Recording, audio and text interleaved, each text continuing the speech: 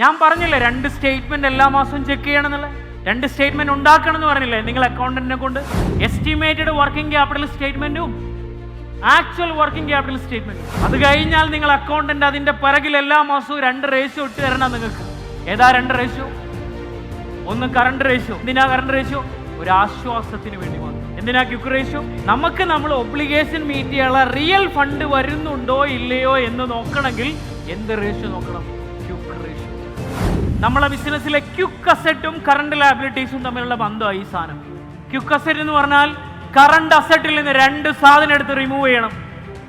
ഒന്ന് സ്റ്റോക്കും ഒന്ന് പ്രീപെയ്ഡ് എക്സ്പെൻസും. ഇത് രണ്ടും നമുക്ക് ഉറപ്പില്ല പൈസ വരുമോ ഇല്ല എന്നുള്ളത്. സെയിൽ നടന്നാലേ സ്റ്റോക്കിൽ പണം വരും. സമയമാകുന്നതിന്റെ മുന്നേ അഡ്വർടൈസ്മെന്റിന് അഡ്വാൻസ് കൊടുത്താൽ പ്രീപെയ്ഡ് അല്ലേ? റെന്റിന് നമ്മൾ അഡ്വാൻസ് കൊടുത്തു, പ്രീപെയ്ഡ് അല്ലേ? അത് നാളെ ക്യാഷ് ആയിട്ട് വരും. സമയമായാൽ, ഡ്യൂ ടൈം ആയാൽ അത് അക്കൗണ്ടിൽ ക്ലിയർ ആയി. ഇത് രണ്ടിനെയും മാറ്റിയാൽ കിട്ടുന്ന ബാക്കി അസറ്റാണ് സാറേ എന്ത്? Quick asset.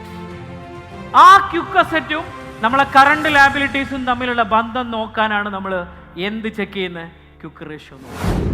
ക്യുക്ക് റേഷ്യോ എപ്പോഴും എന്തായിരിക്കണം? 1:1 ആയിരിക്കണം. 1:1 ആണെങ്കിൽ അതിൻ്റെ അർത്ഥം എന്താ അറിയോ? നമ്മൾ ഓബ്ലിഗേഷൻസ് മീറ്റ് ചെയ്യാനുള്ള ഫണ്ട് പ്രോപ്പറായിട്ട് എവിടെ വരുന്നുണ്ട്? നമ്മളെ കമ്പനിയിൽ വരുന്നുണ്ട്.